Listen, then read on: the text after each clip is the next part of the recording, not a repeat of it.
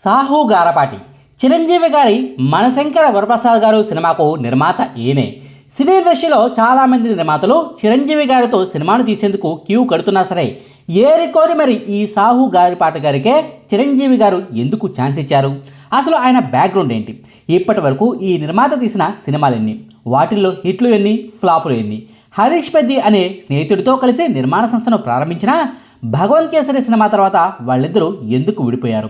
హరీష్ పెద్ది గారు కొత్త దుకాణం ఎందుకు తెరిచారు అన్న వివరాలను ఈ వీడియోలో క్లియర్గా చెప్పుకుందాం.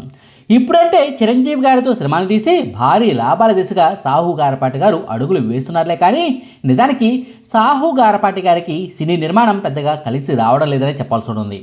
ఒక్క గట్టి హిట్ పడితే చాలు, ఆ వెంటనే 2-3 సినిమాలు దారుణంగా డిజాస్టర్లు అవుతున్నాయి.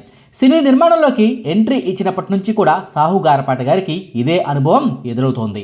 2018 సంవత్సరంలో సాహు గారపాటి గారు సినీ నిర్మాణంలోకి ఎంట్రీ ఇచ్చారు. 2018 సంవత్సరంలో నాని హీరోగా కృష్ణార్జున యుద్ధం అనే సినిమా వచ్చింది. ఆ సినిమాయే సాహు గారపాటి గారు నిర్మాతగా మారి డబ్బులు పెట్టిన మొట్టమొదటి సినిమా. అయితే ఆ సినిమా బాక్స్ ఆఫీస్ వద్ద ఊహించిన రీతిలో పరాజయం పాలైంది, ఫ్లాప్ అయింది. పెట్టిన డబ్బులు తిరిగి రాలేదు. ఆ సినిమా తర్వాత నాగ చైతన్య, సమంత కాంబినేషన్లో మజిలీ అనే సినిమా తెరకెక్కింది. 2019 సంవత్సరంలో శివ నిర్మాణ దర్శకత్వంలో వచ్చిన ఆ సినిమా మంచి విజయాన్ని నమోదు చేసింది. ఆ సినిమాకు భారీగానే లాభాలు వచ్చాయి. నిర్మాతగా మారిన తర్వాత సాహు గారపాటి గారు మొదటి హిట్ కొట్టింది ఆ సినిమాతోనే. ఇక ఆ సినిమా తర్వాత సాహు గారపాటి నుంచి గాలి సంపత్ అనే సినిమా వచ్చింది.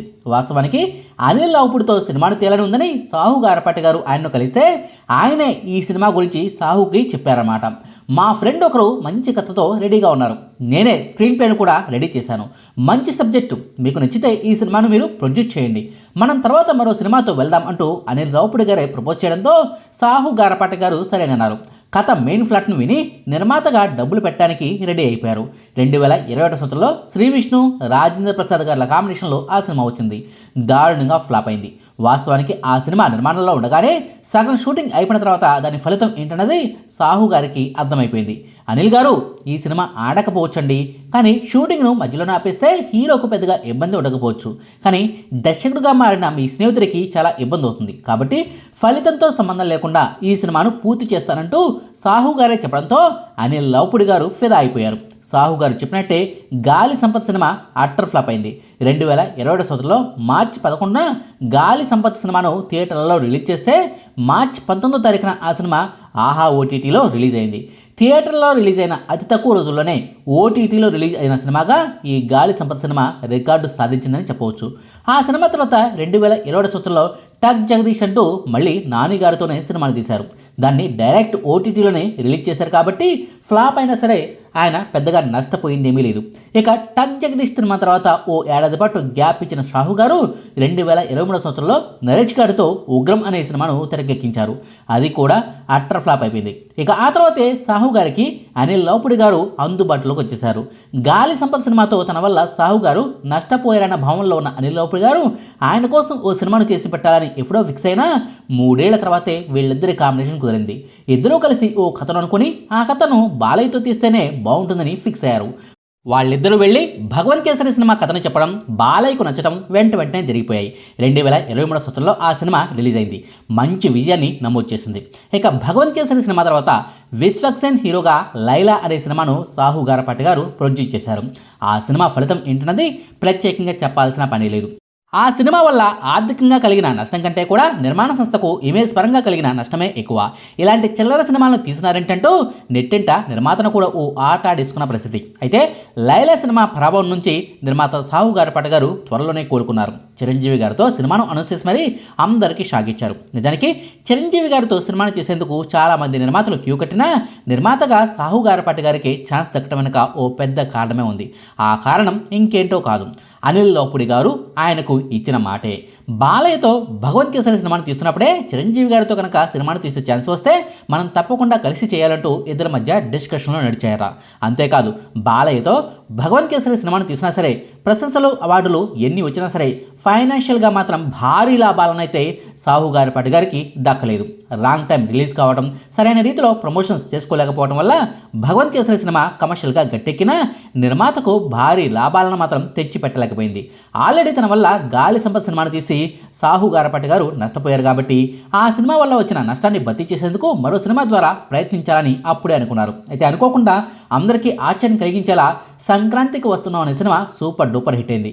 300 కోట్ల గ్రాస్ మార్కును ఆ సినిమా చేరేసరికి ఇండస్ట్రీ అంతా విస్తుపోయింది.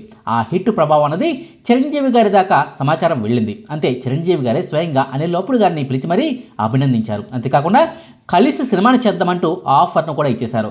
ఆ ఆఫర్ను తీసుకెళ్లి నిర్మాత సాహు గారపాటి గారి చేతిలో అనిల్ రావిపూడి గారు పెట్టారనమాట. ఇది తెర వెనక జరిగిన కథ. తన వల్ల జరిగిన నష్టాన్ని భర్తీ చేసేందుకే, గతంలో ఇచ్చిన మాటను నిలబెట్టుకునేందుకే అనిల్ రావిపూడి గారు చిరంజీవి గారి సినిమా ఛాన్స్ను ఈ నిర్మాత చేతుల్లో పెట్టారన్నమాట. ఆ నష్టాన్ని ఈ సినిమా భర్తీ చేస్తుందిలే కానీ లాభాల లెక్కలా ఉంటాయన్నది మాత్రం చూడాల్సి ఉంది. ఆ సంగతిని పక్కన పెడితే సాహు గారపాటి గారు ఇప్పటివరకు తీసిన సినిమాల్లో హిట్ల కంటే కూడా ఫ్లాప్లే ఎక్కువగా ఉన్నాయి కదా, నష్టాలను తెచ్చే సినిమాలే ఎక్కువగా ఉన్నాయి కదా. అయినా సరే సినీ నిర్మాతగానే ఎలా కొనసాగలుగుతున్నారు? నష్టాలు వస్తున్నా సరే ఇతర హీరోల సినిమాలకు డబ్బులను ఎక్కడి నుంచి తెచ్చిపెడుతున్నారన్న డౌట్ అయితే సాధారణ సినీ ప్రియులకు కలగడం సహజం. అసలు ఈయన చేస్తున్న వ్యాపారాలేంటి, ఈయన బ్యాక్గ్రౌండ్ ఏంటన్న విషయాలు తెలిస్తే ఆ అనుమానం విషయంలో ఓ క్లారిటీ రావటం పక్కా. నిజానికి మొదట్లో సాహు గారపాటి గారికి సినీ ఇండస్ట్రీలో పెద్దగా పరిచయం లేవు. ఆయన స్నేహితులు కొందరు వ్యాపారాలు చేస్తూనే సినిమాలను తీశారు. ఆ టైంలోనే నాని గారికి సాహు గారపాటి గారికి పరిచయం ఏర్పడింది. నానితో పాటుగా కొందరు యంగ్ యాక్టర్లతోనూ సాహు గారికి సినీ ఇండస్ట్రీలోకి రాకముందు నుంచే పరిచయం ఉంది. సాహు గారి ఫ్యామిలీ రియల్ ఎస్టేట్ బిజినెస్ చేస్తూ ఉండేది. Maitri Homes, Valuex Ventures, Saasya Infrastructure Private Limited, Tech Shine IT సొల్యూషన్స్కు ప్రస్తుతం ఆయన డైరెక్టర్గా ఉన్నారు. 2008 సంవత్సరం నుంచే ఆయన టెక్ రంగంలోనూ రియల్ ఎస్టేట్ రంగంలోనూ ఎదుగుతూ వచ్చారు. అంచెలంచెలుగా ఎదిగి వ్యాపార రంగంలో పేరు ప్రఖ్యాతులు సంపాదించుకున్నారు. వ్యాపార రంగంలో ఓ స్టేజ్కి వచ్చాక నెక్స్ట్ ఏంటి అన్న ప్రశ్న చాలామందికి తలెత్తుతుంది. కొంతమంది వేరే రంగాల్లోకి తమ వ్యాపారాలను విస్తరిస్తూ పోతే, ఇంకొందరు సినీ లవర్స్ మాత్రం సినీ ఇండస్ట్రీలోకి ఎంట్రీ ఇస్తూ ఉంటారు. ఆ కోవలని సాహు గారపాటి గారు సినీ ఇండస్ట్రీలోకి రావాలని నిర్ణయించుకున్నారు. తనలాగానే సినిమాలంటే ఇంట్రెస్ట్ ఉన్న హరీష్ పెద్ది అనే స్నేహితుడితో కలిసి 2018 సంవత్సరంలో సినీ ఇండస్ట్రీలోకి దూకేశారు. వీళ్ళిద్దరూ కలిసే భాగస్వాములుగా షైన్ స్క్రీన్స్ అనే నిర్మాణ సంస్థను ప్రారంభించారు. వరుసగా సినిమాలను తీయటం మొదలుపెట్టారు.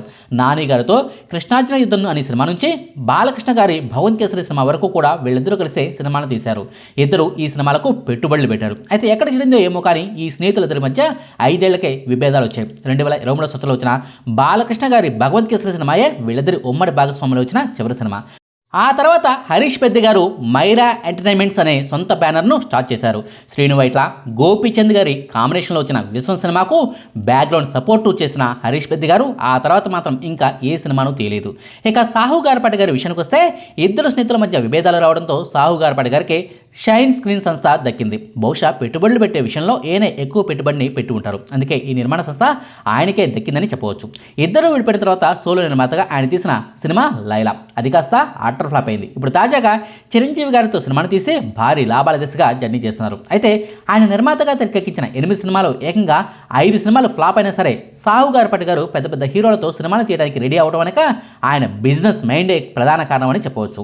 తాను నిర్మాతగా తీసిన సినిమాలను ఓవర్సీస్లో సొంతంగా రిలీజ్ చేసుకోవడమే కాకుండా ఇతర నిర్మాతల సినిమాలను కూడా ఓవర్సీస్ హక్కులను కొనుగోలు చేస్తూ వచ్చారు.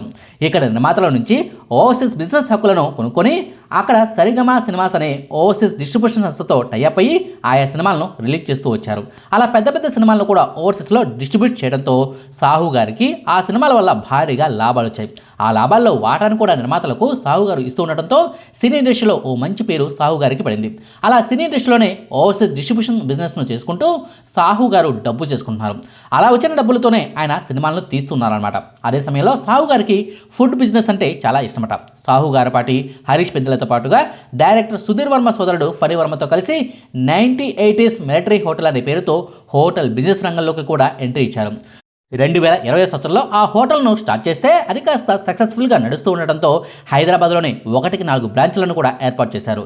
ఇలా ఓవైపు వ్యాపారాలు చేస్తూ మరోవైపు సినీ నిర్మాణ వ్యాపారాన్ని కూడా చూసుకుంటూ తన కెరీర్ను సాహు గారపాటి గారు కొనసాగిస్తూ ఉన్నారు.